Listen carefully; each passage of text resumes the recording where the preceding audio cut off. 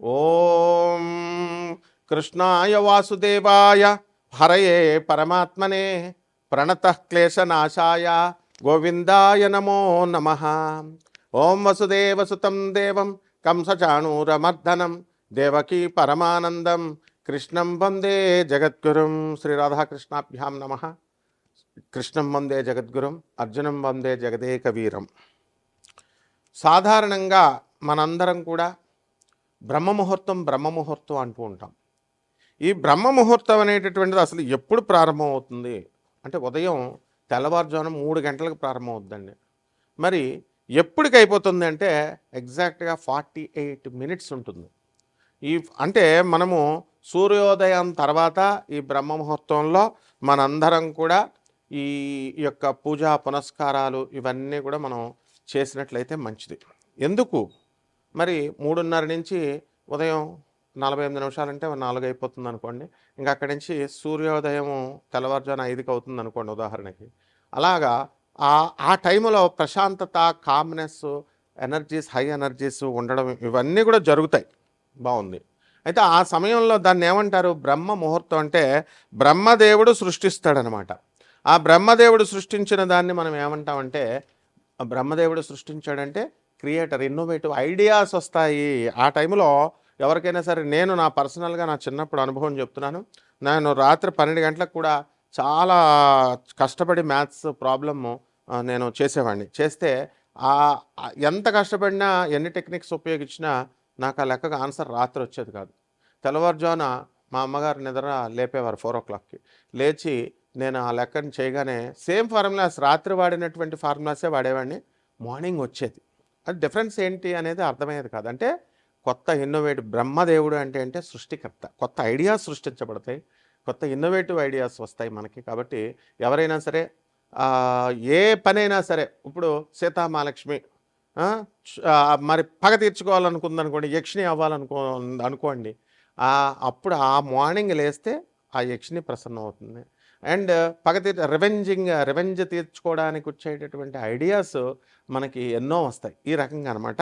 అయితే మనకి ఈ 2020 సంవత్సరం మే నెలలో మనం కనుక చూసినట్లయితే, ఇప్పుడు 2026 సంవత్సరం ఇప్పుడు ప్రజెంట్ మనం చూసుకున్నట్లయితే మే నెలలో ఈ మార్స్ ఏమో మేషరాశిలోకి కుజుడు రావడం, అలాగే శుక్రుడు జెమినిలోకి అంటే మిథున రాశిలోకి ప్రవేశించడం, అదేవిధంగా ఈ యొక్క బుధుడు డబల్ మూవ్స్ ఉంటాయన్నమాట.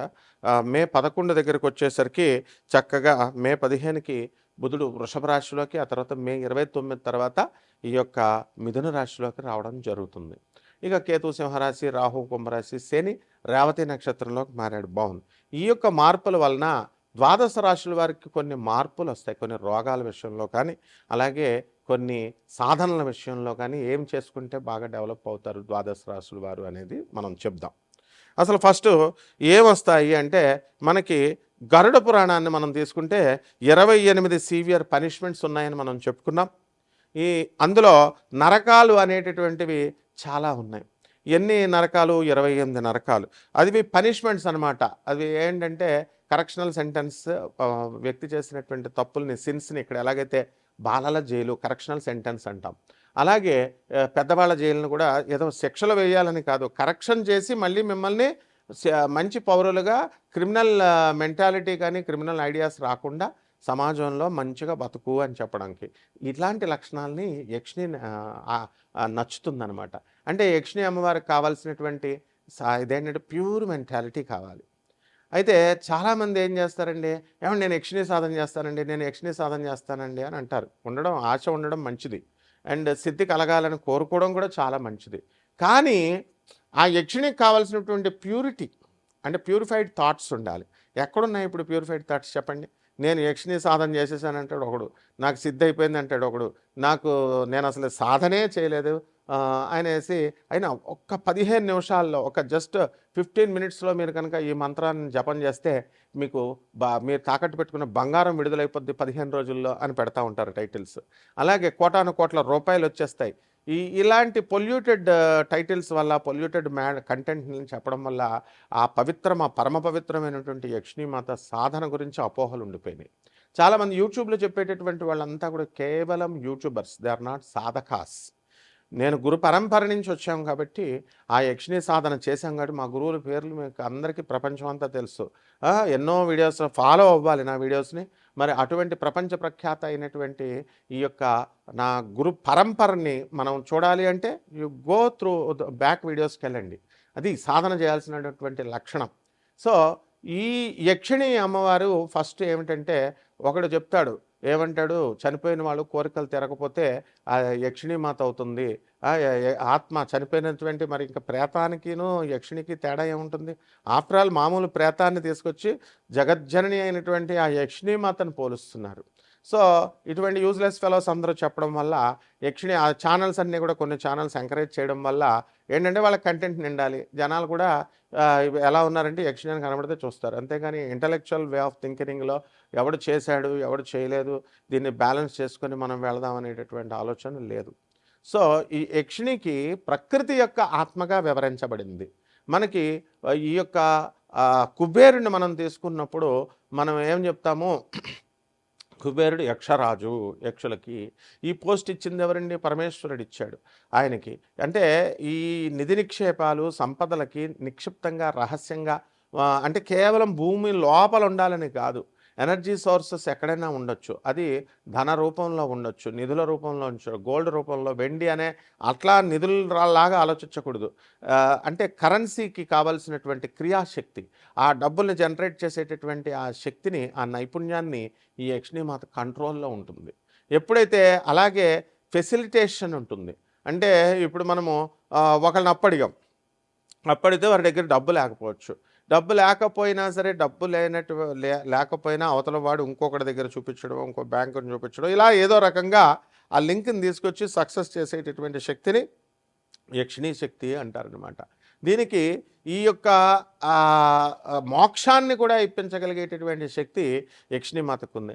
అయితే చాలామంది యక్షిణిని ఫ్రెండ్ లాగా చూడు, యక్షిణిని లవర్లాగా చూడు, యక్షిణిని ఇలాగా మదర్లాగా చూడు, ఇలా రకరకాలుగా ఎవరికి వాళ్ళు చెప్పుకుంటూ వెళుతున్నారు. ఏ స్వరూపాన్ని అయినా సరే, స్త్రీ స్వరూపాన్ని, యక్షిణి స్వరూపాన్ని తల్లిగా మాత్రమే చూడాలి. ప్రియురాలుగా, లవర్గా, ఆ తర్వాత ఈ యొక్క ఫ్రెండ్గా ఆ చనువు తీసుకొని చూస్తే మీరు వెంటనే ఆమె మీద జోకులేస్తారు, ఆమె వెంటనే మీ పళ్ళు పీకేస్తుంది. ఎందువల్లంటే యక్షిణి కోపం ఎక్కువ. కాబట్టి మీ యొక్క కండిషన్స్ని ఆమె వింటుంది. ఇప్పుడు ధన యక్షిణి ఉంది, మీకు సంచులు కొద్దీ ధనాన్ని తెచ్చిపెట్టేస్తుంది, మీకు బంగారాన్ని తెచ్చిపెట్టేస్తుంది అని చెప్పేసి ఒక జ్యోతిష్కుడు చెప్తాడు. ఏం తెలుసు అసలుకి వీళ్ళకి యక్షిణికి? యా దేవి సర్వభూతేషు నిద్రారూపేణ సంస్థిత నమస్తస్యై నమస్తస్యై నమస్తస్యై నమో నమః. మాట్లాడుతుండగానే సీతామహాలక్ష్మికి నిద్ర వచ్చేసినట్లుగా, ఆ విధంగా నిద్రలోకి జారిపోయినట్లుగా యక్షిణీ మాత మాట్లాడుతుండగానే మిమ్మల్ని కుబేరుని చేయగలిగే శక్తి యక్షిణికి ఉంటుంది. అలాగే ఎలాగా అంటే ఆ పని ఇస్తుంది, ఆ పని వర్క్ తెస్తుంది, అలాగే చేస్తుంది. ఇకపోతే ఈ యొక్క మరి అమ్మవారిని, యక్షిణి అమ్మవారిని కనుక మోసం చేసినట్లయితే మీ నైతికత దెబ్బతిన్నప్పుడు మీకు ఈ యొక్క శిక్షలు ఉంటాయి. ఏమిటది? క్రిమి భోజనం శిక్ష, వారం ఫుడ్, పురుగులతో తినిపిస్తుంది. తర్వాత కుంభీపాకంలో పడేస్తుంది. And you will be fired in ఆయిల్లో చేపలను వేపినట్టు వేపేస్తారు. చికెన్ షాపులు బయట చూడండి, ఫిష్ ఫ్రై, చికెన్ ఫ్రై వేపేస్తాడు, అలా వేపి పడేస్తుంది. అలాగే ఈ యొక్క తమీశ్రన్ డార్క్నెస్లో పడేస్తుంది, చీకట్లో. అదేవిధంగా శుచి ముఖం అంటే నీడిల్ మౌత్, ఈ రకంగా ఈ యొక్క నరకలోకాలు అనేటటువంటి చెప్పబడ్డాయి. యక్షిణీమాత అనుగ్రహంతో వైతరిణీ నదిని మనం దాటిస్తుంది. అలాగే కాలసూత్రము అంటే ఇక్కడ ఎంత వాల్కనస్ పేలితే వచ్చేటటువంటి ఆ వేడి, ఆ హెల్ అంత లోతుగా ఉంటుంది, అందులో పడేస్తుంది. కాబట్టి అంధకూపం, డార్క్ వెల్, ఇలా అనేక రకాలైనటువంటి ఈ యొక్క యమధర్మరాజు ఇచ్చేటటువంటి శిక్షల నుంచి తప్పించి ఆమె చక్కగా మీకు భూలోకంలో ఉన్నటువంటి ఐశ్వర్యాన్ని, సంపదల్ని అన్నిటిని కూడా మీకు ఇప్పిస్తుందన్నమాట. ఇకపోతే మనకి ఈ అబద్ధాలు చెప్తూ ఉంటాం సాధారణంగా వ్యాపారాల్లో. ఇటువంటి వాళ్ళంతా కూడా ప్రవచనకారులు అవనివ్వండి, జ్యోతిష్కులు అవనివ్వండి, స్వామీజీలు అవనివ్వండి, వీళ్ళంతా అబద్ధాలు చెప్పుకుంటూ వెళ్ళిపోతున్నారు. ఇలా చెప్పడం వల్ల సారమేయ పాకంలో పడేస్తుంది. కాబట్టి ఇవేం చేస్తాయంటే వైల్డ్ యానిమల్స్, డాగ్స్ ఇవన్నీ కూడా తిని పడేస్తాయి. అదేవిధంగా ఆయపానం, బ్రోకెన్ ఓట్స్, ఒకళ్ళకి ఇచ్చినటువంటి పవిత్రమైనటువంటి సాక్రెడ్ ఓట్స్ని ఎవరైతే తప్పుతారో అటువంటి వాళ్ళని ఆయాపానంలో పడేస్తుంది. అలాగే బెట్రేయల్ అండ్ చీటింగ్, తమీశ్రన్ అంటాం. ఎవరినైతే అబద్ధాలు చెప్పి మోసాలు చేసి చీటింగ్లు చేస్తామో అప్పుడు తమీశ్రం అనేటటువంటి దాంట్లో పడేస్తుంది. ముఖ్యంగా యక్షిణీమాత పరమ పవిత్రమైనటువంటి యక్షిణీ గ్రంథాలని, తంత్రశాస్త్రాల్ని, ఫాల్స్ స్క్రిప్చర్, ఉదంబర ఉదంబర అనేటటువంటి నరకంలో పడి తోలు తీసేస్తుంది యక్షిణీమాత గురించి చెప్పేటటువంటి వాళ్ళందరినీ కూడా ఆ సాధన తప్పుగా ఏంట్రా మలమూత్రాలు తింటారా, ఎక్కడైనా మలమూత్రాలు తినాలా యక్షిణీ సాధన చేయడానికి నువ్వు అసలు చేసావా ఫస్ట్? సో ఇక్కడ చెప్తుంది, misrepresenting sacred text or teaching false doctrines results in being crushed under heavy iron clubs. అది ఈ యొక్క చెప్పేటటువంటి సాధకులకు కానీ ఎవరైతే మేము యక్షిణి కోసం ఏదో వ్యూస్ వస్తాయని తప్పుగా చెప్పకూడదు. యక్షిణీ మాతని మలమూత్రాలు తినాలి, సాధన చేయాలి, ఇలాంటి నాన్సెన్స్ అంతా కూడా బోధించకూడదు. సో ఈ విధంగా ఈ యక్షిణీ తల్లి అమ్మ అనుగ్రహం వల్ల మీకు 12 రాశుల వారు కూడా మీ మీ కష్టాల నుంచి బయటపడిపోగలుగుతారు. ఈ 12 రాశుల వారి మీద కూడా ఈ బ్రహ్మముహూర్తంలో చేసేటటువంటి సాధన, అప్పుడు రాత్రి అంటే ఏదో సినిమాలు అనుకుంటున్నారా, యక్షిణీ దేవత బ్లడ్ పోతుంది, ఏదో వెలుతురు పడితే బ్లడ్ పోతుంది, లోక అనే సినిమాలో చూపిస్తున్నాడు. ముమ్ముట్టి వేసిన బ్రహ్మయుగం సినిమాలో యక్షిణి కూరలో చూడడం, వండేసుకోవడం, తినేసేయడం ఇవన్నీ కాదు నాయన యక్షిణి చేసేవి. పరమ పవిత్రమైనటువంటి పార్వతీమాత హయ్యర్ ఎనర్జీ లెవెల్లో ఉంటే అదే తల్లి లోయర్ ఎనర్జీకి వచ్చి మనకి ఈ యొక్క తొందరగా ప్రసన్నమయ్యేటటువంటి దేవభటులు. యక్ష స్వరూపాయ జటాధరాయ అన్నాం. శివుణ్ణి యక్షరూపంలో మనం కొలుస్తాం. అలాగే కుబేరుణ్ణి వెంకటేశ్వర స్వామి వారికి అప్పిచ్చాడు ట్రెజరర్ అయ్యుండి. అట్లాంటి ఈ యొక్క యక్షిణీలు మనకి హెల్ప్ చేయడానికి ఉన్నాయి. కాబట్టి ఒక్కొక్క రాశి వారికి ఏ విధంగా మనం సాధన చేసినట్లయితే ఉంటుందో మనం ఈ వీడియోలో తెలుసుకుందాం.